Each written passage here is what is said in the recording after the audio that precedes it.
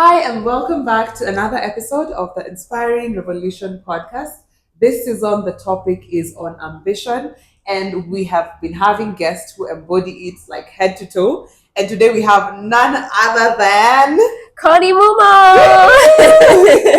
And you guys know that these are the same two faces you see everywhere. We run a business together. I help her build hers as well. Yeah. She's like a business mogul. Is that how you say it? Mogul. Anyway, so there's a lot going on here. So the energy here might be way over the top because we know each other, but I'll try to act like we don't so that you guys get to see her for, something else. So I can introduce her in so many ways. So I would. I want us to tear down all the titles and everything else and just start from who is Connie as a person without the titles. Like, who are you? Values, Yeah, I love that question. And first of all, what? Like, guys, don't forget to kushtuka kidogo because what is happening here, the actual host is, I think, just as ambitious as what she's about to do. So my answer to that first question, and I feel I've been getting an answer more recently, has been that Connie is loved. Connie is a loved person. And in this, I specifically mean I come from love, I am made for love, and I will go back to love. So this has been very recent, by the way. It's been a resounding of an identity or an expression that is really grounding me. So that's what I would say starting up there.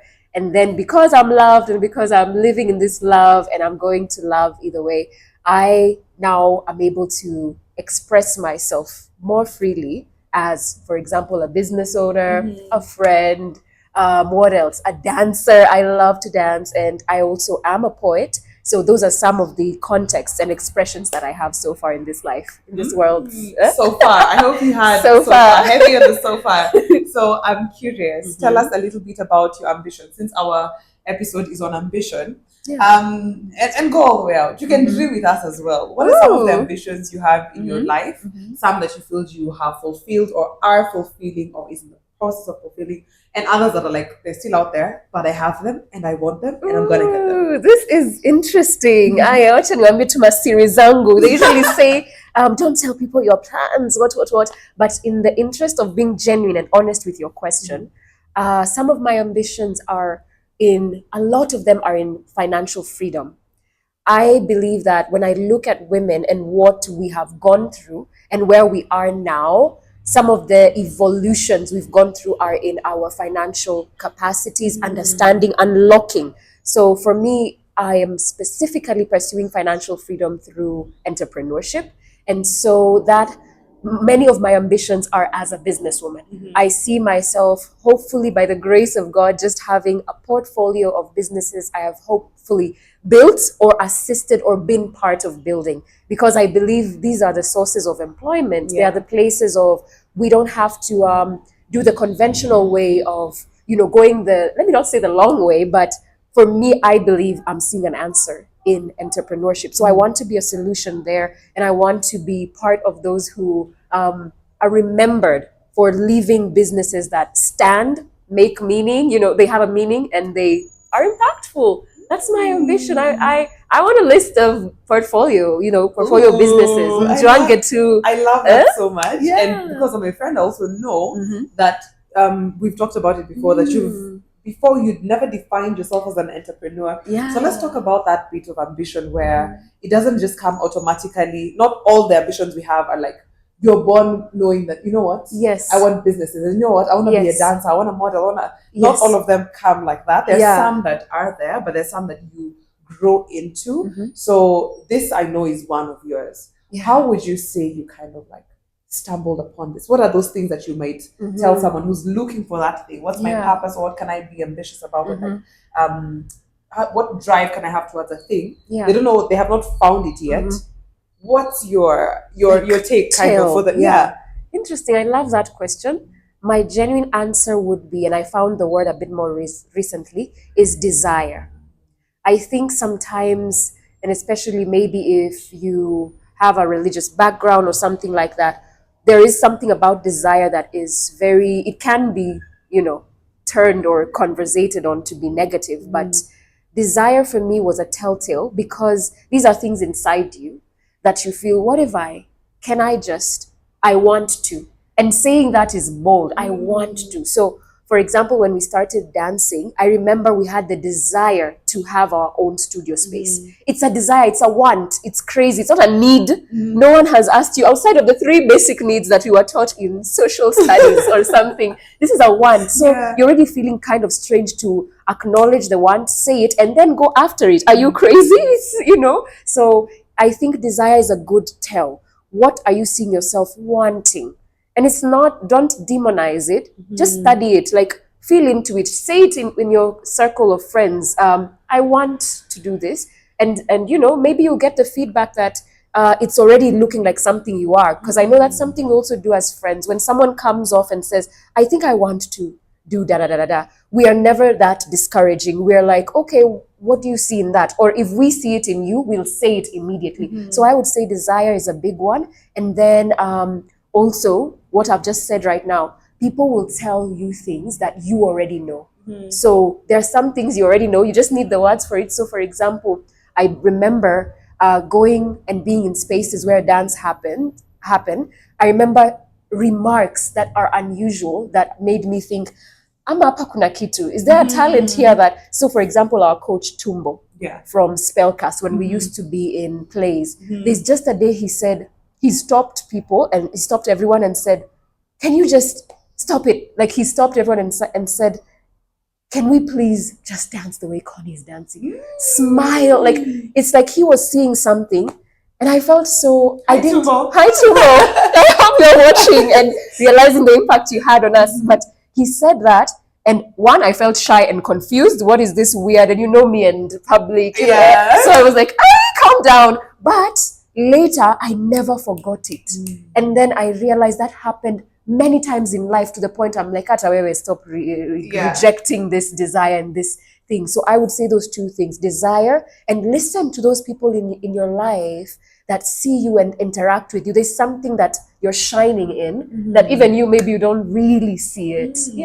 I see what you're saying. My other question would be, when it comes to ambition, are there challenges no one talks about? Like we like to glorify the dream and romanticize the dream, but aside from the dream, there's the working of it.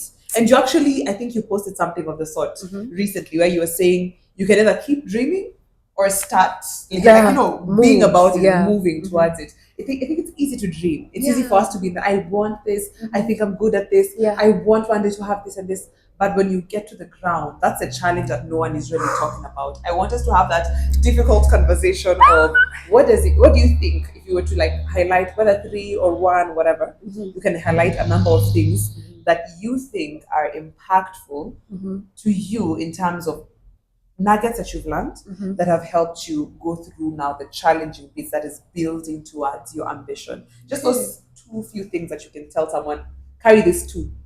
Just and go. Okay, that's lovely. I would say number 1 is the calling qualifies you. We are looking for too many other forms of qualification. And it's tiring. And if you're being honest, it will wear you out and you will most likely convince yourself out of it. I think the calling qualifies you. And then you humble yourself to process and guidance and all that. But initially, there's too much permission we're asking. I say that from being someone who has done that, wanting permission, wanting that acknowledgement of that. Go girl, like, this is it. This is you, do it.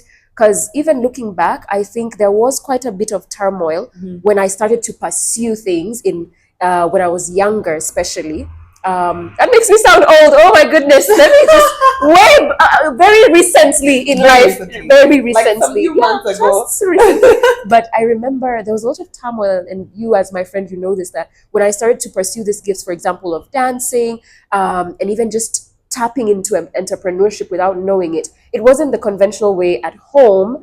It wasn't considered too conventional and a bit confusing. And at most, it's a phase. This is a phase. And that one. Let me rest from the memory and the trauma that I think I'm remembering here and there. But given that our families love us, I'm not saying that this is something that is ill-intended all the time. And that's the case for me. It wasn't ill-intended, but it was limiting. And it was difficult, and I kept seeking for permission, approval, a positive comment. And when I do something right, I'm like, did you see that? Did you see it worked? Do you now change your mind about me and what I'm doing? But I didn't get it. For a good amount of time, I didn't get it. And I had to reconcile whether I'll go this path or this path. Will I look like this, look this way, the risk of looking stupid or looking dumb or foolish, or okay, good luck with that, we'll see you when it fails or when this happens. So I think that was very difficult, going against the grain. And I cannot mark the day I decided I must just go. I think it happens multiple times. You decide on this day, just go, do it. Another day, you're like, whew, go again. So it's that practice. Maybe that's the second thing, a practice culture of this resilience that we need to build. So the first one I've said is that aspect of the calling qualifies you. But the second thing, and I'm learning a lot in our friendship and what we usually talk about, is there's an aspect that you grow after doing. Practice. We were recently talking about how, is there really a perfect breakthrough that will leave you so refined, so 100% there? And for me, I think in entrepreneurship, I used to call it, or I call it, entrepreneur heaven, where there are no problems, profit, people are happy with you, the business is making bank, and then like everything is okay, right? But I realize that's kind of robbing us, seeing that perfection, that what's it called, utopia, and saying utopia is where I need to be happy. It robs us of what it means to practice and actually reap from your practice, and then practice again and reap. So I would say practice the cultures you want to reap from. If you want to reap from, let's say it's financial wealth or something, then practice the cultures that would get you there. Are you saving? Are you thinking about or talking about or asking questions about this and that? So I think practice. And then which other one? I think I'll say those two for now. And I love them. They're amazing. I think what you've highlighted is so beautiful, on that there's no this utopia to have, so that it validates or qualifies your ambition to matter. That's a very important topic, because it actually touches onto our next question, that is, when this money trap, when it comes to ambition, that we are thinking that there is this utopia. So I'm going to start this business, and when it hits 1,000 USDs a month, then I'm doing it. Or when it hits 1 million, wow, I finally made it. So you have this idea of this metric of success. And if your business or your whatever you're starting, whatever you're ambitious about, doesn't hit it, then you start thinking that it was not worth the investment of your time anyway, or for some reason your ambition does not qualify to be called anything like worth being ambitious over. So can you tell us of your experience of something like this, the places where you've had to break any such limiting beliefs, if any? Share your experience. Okay, that's lovely.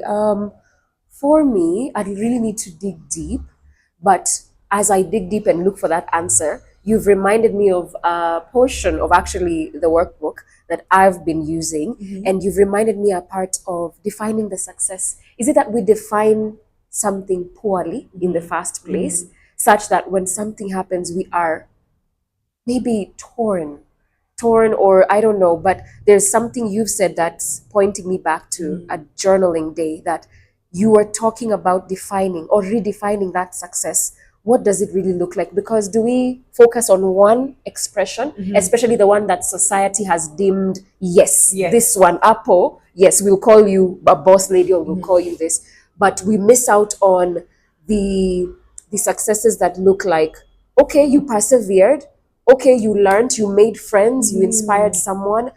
I think that's what that question has called out in me right now. I'm trying to think of a situation where that has happened. I think the fact that you can't get one is good. That means that you're correctly, at least as you go, you're correctly defining what success should mean to you, or you have things that are outside of that vanity metrics, or just like the numbers and whatever. You have more value to the things you're seeking after. I think so. That's amazing. Okay, let's say that.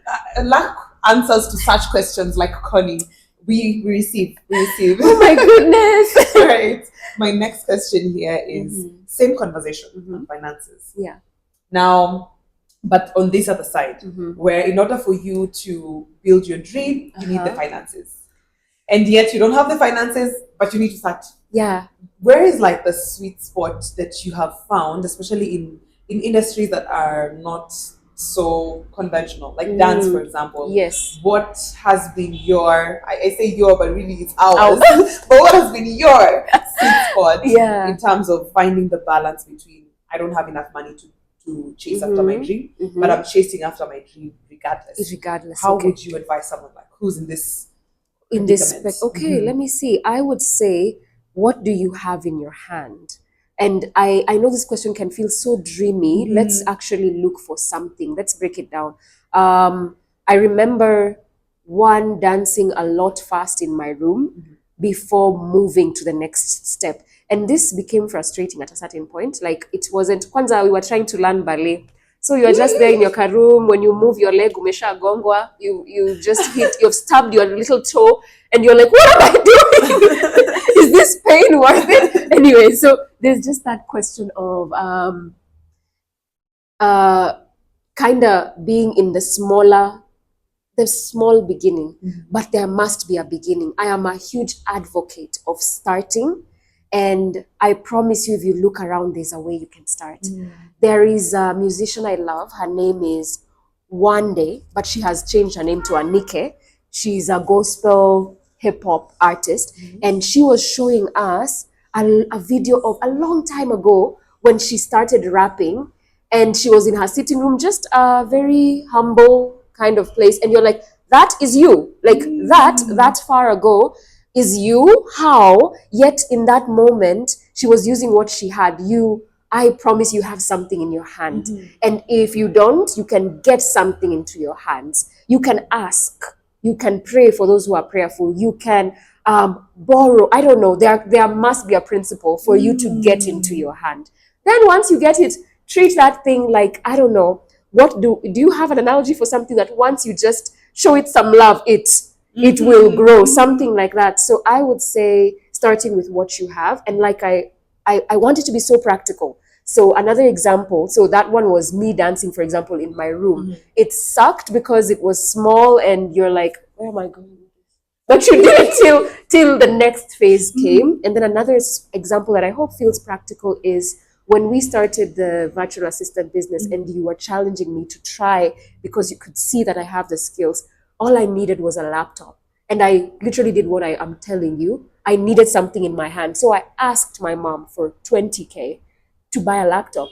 And then from there, I promised myself that this laptop is what will produce the money I would want to give back to my mom if I decided that. But as my mother supports me, should I really return the 20K? Anyway, but and it's a laptop. And to date, it's somewhere there. It's getting old and it needs to be replaced. But when I look at it, it reminds me you looked for the one thing to just start. And from there, you've never looked back. We can challenge you to look at what you have, not what you don't have. And I think that sounds like you got so practical that, because sometimes when you don't have what you need with you, it becomes like a maze of problems in your head. So for you, it's like you got down to the nitty-gritties. Okay, fine. You feel you can't start your business because you don't have the resources. What exactly do you need? So really break it down to see what exactly do you need. Break them all down as much as however big they feel in your head. Once you break them down, get that smallest thing that would at least skyrocket you towards that direction. Because you could say, I don't have a website, I don't have this, I don't have this, but you just broke it down not from a website. You went down, okay, what helps me build a website? It's this and this and this, and I need a laptop. That. Okay, then you're able to get that. I like what you're saying. She's saying essentially, like, do you even know what you want to the point that you've written it down? Said, I need da da da da da to start. At the most simple state, I would need da da da da da. Have you actually done that? And then you've reminded me something. Our friends, people are our resources to start and to do and to become. Because in all our humble beginnings, I assure you, you might remember a person, a human being. It doesn't have to be a very close person. It just needed to be a person who understood. So there's something about asking and involving your close friends or family or whoever like God has placed there, because maybe not all the answers, are right there with you specifically. Yeah, I think so. People. And I think what you've mentioned is such an important and insightful conversation on pride. Because I think what makes us not ask, or there's some pride related to it. Like you're trying to be the one who self-made, or I did this all on my own. You want to be able to say that I did this all on my own without anyone's help, without anyone's faith, without anyone's. But so many times that is not everyone's. I don't know how many people actually have that story. I'm not sure. I don't think, maybe like 1% of everyone. You know? Yeah. So really, in real sense, if you want to make it and for the statistics to work in your favor, you're probably going to have the involvement of other people, whether it is faith, whether it is resources, you're going to have that involvement. So drop your pride, ask for your help, ask for help if you need it, talk to people around you, ask for prayers, ask for faith, ask for belief, for strength when you're losing it, I really think that's important. That it's actually a conversation. Strength when you need it. Yeah. Is it me or some things are a prayer away and I'm not sure now what's wrong with us? Yeah. In fact, take 1 minute. I don't know, we should do the moment of silence and pray for what you need. Pray for what you need. All right. My other question here is on ambition and relationships. Okay. Because you find that sometimes, just as like how we're talking about it, that it's going to be the people around you who are going to build you up. But sometimes you need to change the community you're in, because maybe they're not able to sustain the ambition that you have, or they're not the right environment for you. Have you experienced any such thing? Or even if you haven't, what would be your advice in regards to that, relationships and ambition? Lovely. That's a difficult question, especially in the practicality and ground, like how it actually works out. So yes, I have had to reduce interactions with several individuals, but there are those that are more painful because of the proximity. And the reason I felt I had to do that was, there's an analogy, I don't know if you've heard of it, of the bear that comes to your backyard and you need to feed it or else like it'll kill you. So the bear needs to be fed. But I remember this analogy talks about, so which we have that in us. So which one will you feed and kill the other? Will you feed faith and let fear die, or will you feed fear and then faith dies or diminishes? So I remember this was a specific situation where the words of this group or this people was killing my dream. They were saying negative things. And I actually realized I am also starting to doubt and to question this thing. So it was a verbal fight. It was, and we all know the power of words. So I remember when I noticed how I started to doubt and to question and to feel even heavier about something I already feel heavy about, I realized that I want to distance, and I started to, at least for the period. And this is a time we were starting. And I think you might also remember a certain period that we were really decision making in business. There are things we were doing that were very structural and placing things and all that. And I remember that time when I distanced myself from this group or this individual or individuals, it felt as though, okay, now it's for me to decide unto faith or unto fear, because that voice that's external will always play a role. We already have the internal critic. So why have that also on you? So distancing myself helped me. I did not feel the weight of those words anymore. And I noticed that's what I distanced from. And I share, trust me, if I meet you and you're in my circle and you are speaking negatively over my dreams consistently, or even past the first time, if I've not checked you or you've not realized that, I will distance myself, because I understand the power of words.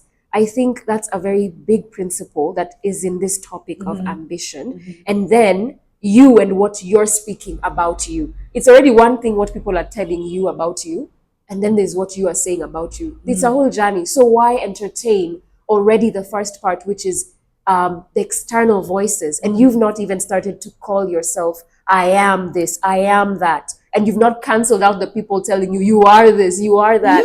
We really don't have that much time to entertain that power, because words are power. It's happening in the air. That's my belief. I really think words are strong. So it's as people speak and you let them and everything, and and you don't also have your counteractive words to speak over yourself, you're sitting, this is you sit, you're sitting pretty in your process as you allow other things to like have that. Yeah, I'm not for it. So I think, yes, cut off. That's an important one. That's an important topic on, words, their power, and the people around you. Yeah.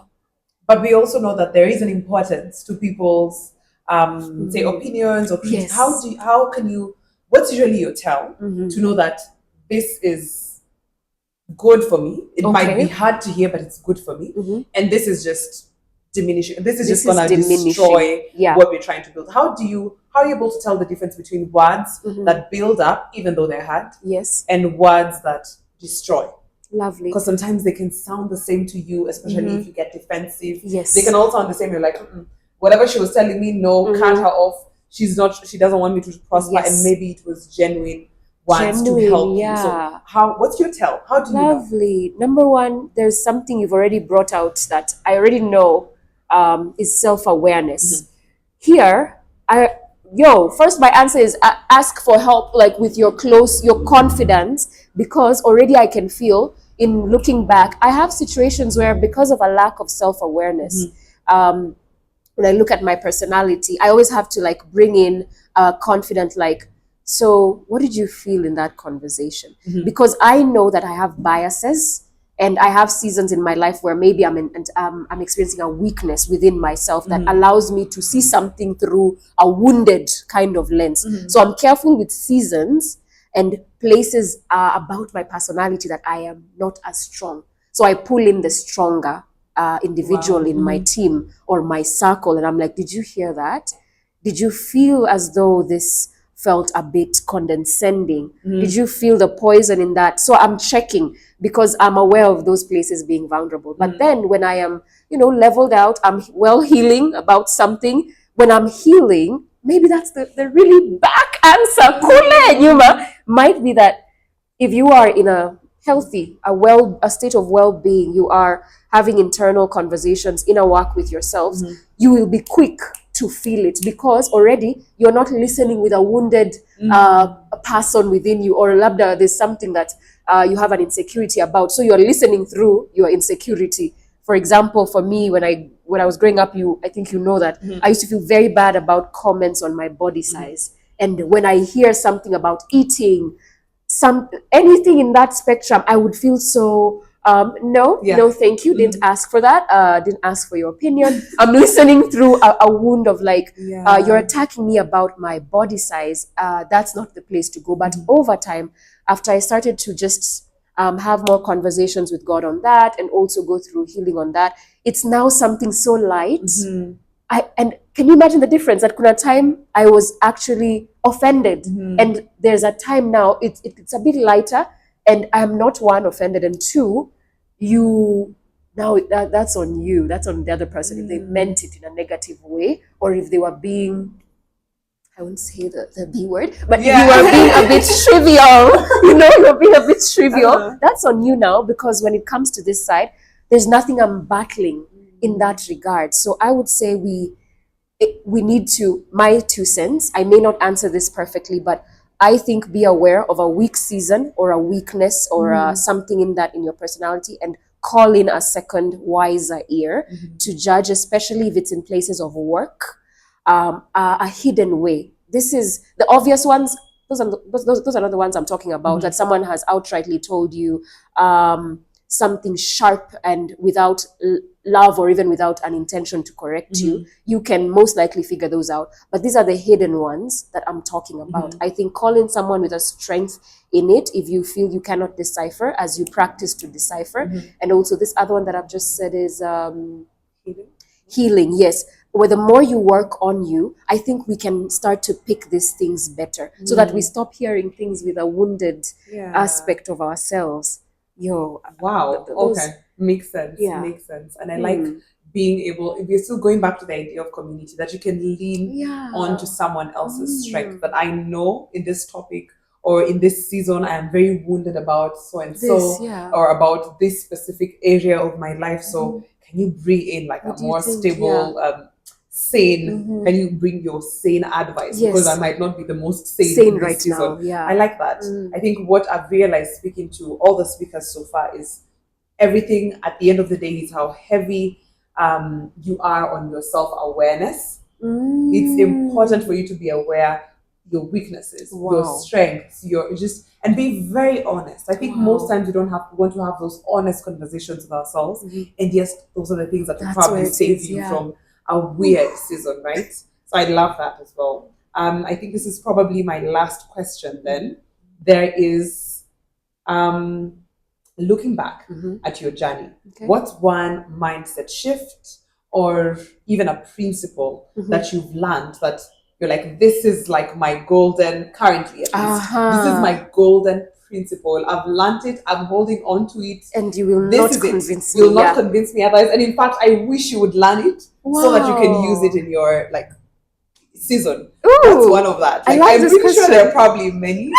Which is yours? I love this question. Now I feel running to the previous speakers and seeing what they said, which I will, because this is like the third or I don't know which episode. But for me, what I'm practicing right now, and you cannot take me out of this practice.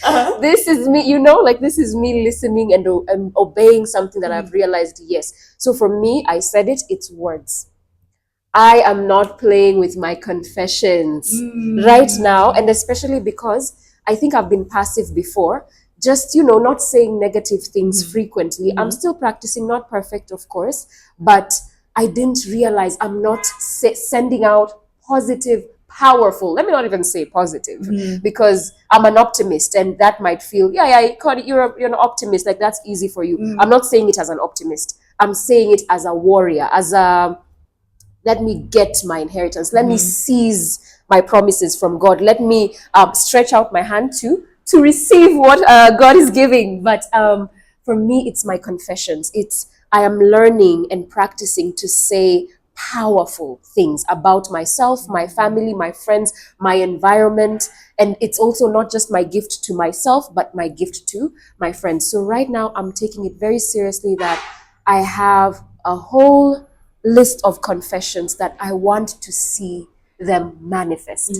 As I work towards them, I have realized, but where is the speaking?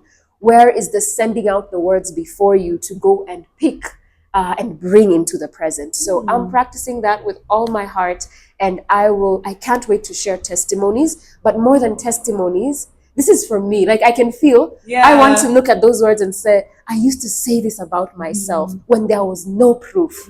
There was no proof of you being a Mogul. There was no proof of you being a speaker or what have you. There was no proof yet. You were working towards it, looking for those opportunities. The one we had said, they are taking what's in your hand. You're doing that and all that, but there's no actual proof, kabisa. So you're sending out your words. That is my practice. I would recommend it. Are you saying to yourself that you are,